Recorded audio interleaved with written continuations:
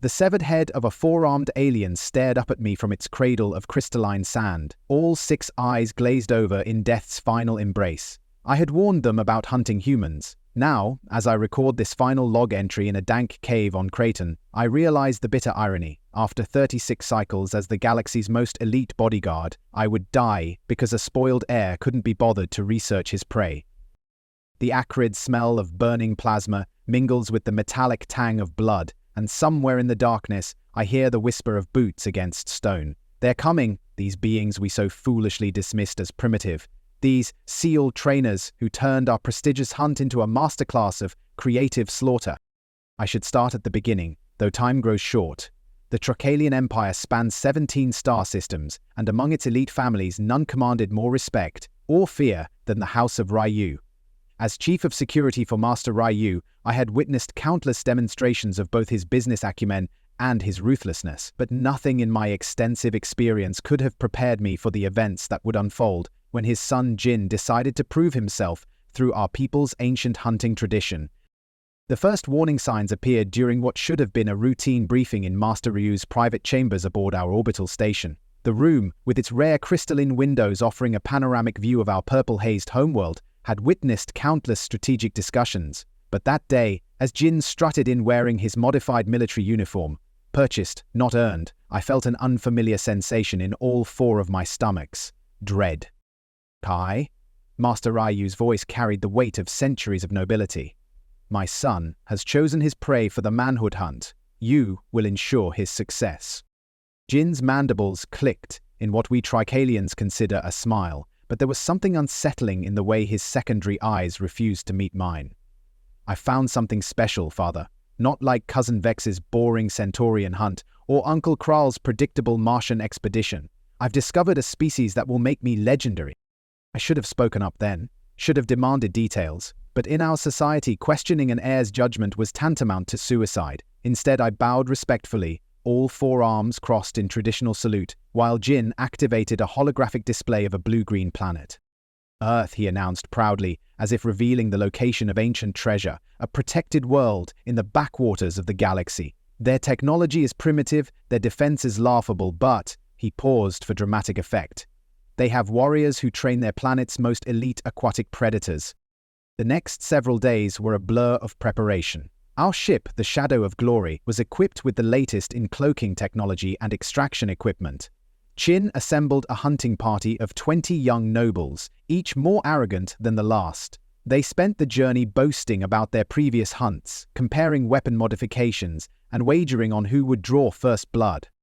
None of them noticed how I spent hours in the ship's database, searching for information about Earth. What I found should have made me abort the mission immediately. Reports of human resilience, their capacity for violence, their ability to adapt and overcome. But these were classified as theoretical studies, and who was I to challenge the young master's wisdom?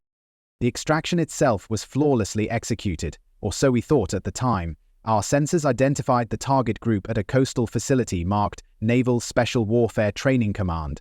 The beam technology snatched 14 humans and their canine companion directly from their sleeping quarters. Standard procedure dictated immediate suspension to prevent resistance, but not before I caught a glimpse of their faces. There was something in their eyes, a hardness I recognized from my own training days, that made my exoskeleton tighten with apprehension. If only I had known then what those eyes meant. If only I had recognized that we weren't capturing simple animal trainers, but rather Earth's most lethal predators, the ones they called SEALs. The true horror of our mistake wouldn't become apparent until that first night on Kraton, when the rain fell like liquid mercury, and the jungle seemed to breathe with malevolent life. But by then, it would be far too late for any of us. The moment Jin ordered Nero's execution, I watched something fundamental shift in our captive's demeanor. The dog's death wasn't just cruel, it was the catalyst that transformed 14 trained warriors into something far more dangerous, hunters with nothing left to lose. I still remember their leader, a weathered human they called Chief, his face carved from stone as he watched the plasma beam reduce Nero to ash. He didn't rage or scream like the others. Instead, he made eye contact with each of his men, a silent communication passing between them. Later, I would understand that look for what it was, a battle plan being formed. When we released them into Kraton's jungle with their basic supplies, they moved with a coordination that should have alarmed us. No stumbling, no panic, just fluid movement that seemed to meld with the alien terrain. Within minutes, they had vanished into the emerald canopy as if they'd trained there all their lives. Like frightened prey animals. Chi laughed, adjusting his plasma rifle. Tomorrow's hunt will be glorious. That night, as the hunting party celebrated their anticipated victory with fermented nectars and boasts, I noticed movement in the tree line, subtle shifts in the foliage that didn't match Kraton's wind patterns. But when I tried to warn Jin, he dismissed my concerns with a wave of his upper arms. They're primitive beings, Kai. What could they possibly do against superior Tricolian technology? The answer came at dawn.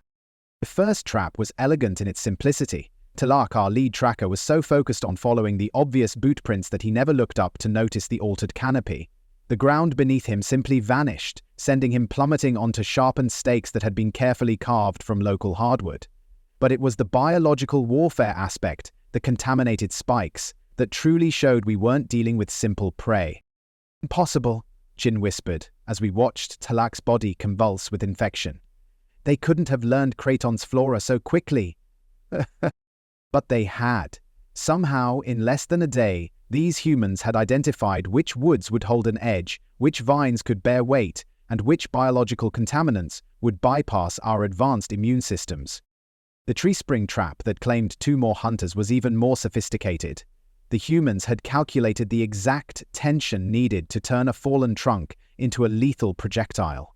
The precision spoke of engineering knowledge far beyond what we'd expected from primitive beings. By nightfall, when our lander erupted in that spectacular explosion, I finally understood what we were facing. These weren't just warriors, they were ghosts in the jungle, shadows that struck without warning and vanished without trace. Each death was a message. You chose the wrong prey.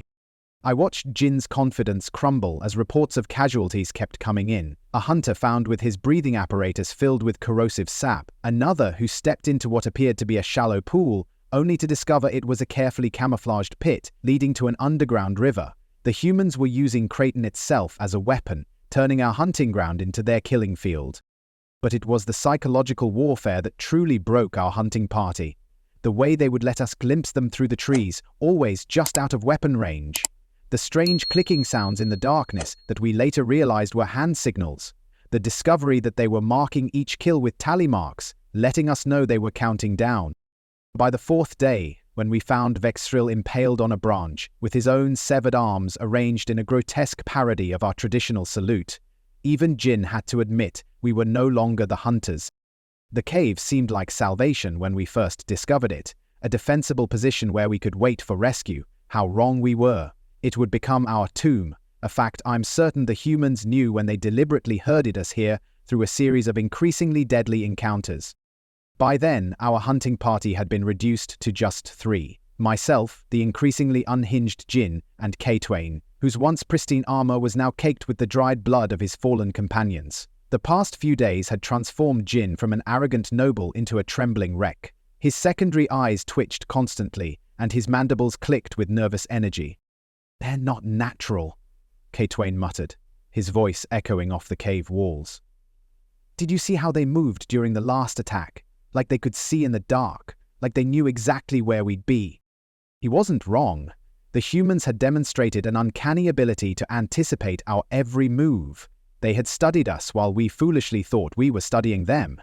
Each death in our party had taught them more about Tricalian physiology, about our weaknesses, about the limitations of our supposedly superior technology. The incident with the sonic disruptors still haunts me. We'd thought ourselves clever, using devices that would incapacitate any living creature's inner ear. The humans simply stuffed their ears with local clay and kept coming. They adapted. They evolved. They learned. "My father," Ginu whispered, his voice cracking. "He'll send help. He must send help." That's when we heard it. A low whistle, almost musical, coming from deeper in the cave. K-Twain snapped. With a scream that would shame a dying Borgonian beast, he bolted toward the cave entrance. I tried to grab him with my lower arms, but he was too quick. The sound he made when the trap took him, I'll never forget it. It wasn't the scream that disturbed me. It was how quickly it stopped. Jin and I pressed ourselves against the cave wall, our weapons trained on the entrance. The darkness seemed to move, to breathe. That's when I realized our mistake. We hadn't just entered a cave, we'd walked into a prepared killing ground. The first human emerged from behind a rock formation I could have sworn was solid stone. Their bodies were covered in a mixture of mud and local plant matter, breaking up their outlines so effectively that my enhanced vision couldn't distinguish them from the cave walls. More appeared, seemingly materializing from the very air itself. I felt the blade before I saw it, a cold line of pressure against my neck. The voice behind me was calm, almost conversational. You know, where we come from, there's an old saying, the most dangerous prey is the one you underestimate.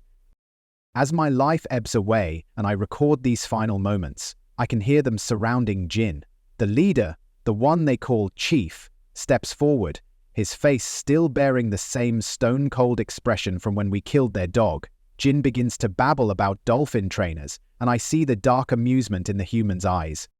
"We don't train dolphins," Chief says, his voice echoing in the cave. "We train seals, and you just gave us the best training exercise we've had in years." The last thing I see is Jin's face as understanding finally dawns, the realization that he didn't choose his prey at all. They chose him. They chose all of us, and they had won this hunt before it even began. End of recording. The search and rescue team would later report that the cave contained evidence of extensive preparation, hidden passages, carefully engineered traps, and a complete map of Trachalian vital points carved into the wall. The humans were never found. Some say they stole a ship and returned to Earth. Others claim they still hunt on Kraton, waiting for the next foolish noble to mistake them for prey. But one thing is certain. No Trachalian has ever attempted to hunt humans again. Some lessons, it seems, need only be taught once. If this tale of interstellar hunting gone wrong kept you on the edge of your seat, don't let the story end here. Hit that like button faster than a SEAL team setting up an ambush and subscribe to join our growing community of cosmic storytellers. Want to catch more thrilling tales of space adventures and deadly miscalculations? Ring that notification bell to be the first to know when new stories drop. Trust me, you don't want to end up like Jin, missing all the action. Share this story with your friends who love military, sci-fi, survival tales, or just appreciate a good lesson in Don't Mess with Earth's Special Forces. Drop a comment below with your favorite moment. Was it the creative traps, the psychological warfare, or the shocking revelation about who these dolphin trainers really were? Remember, in space, everyone can hear you scream, but only subscribers get to hear it first.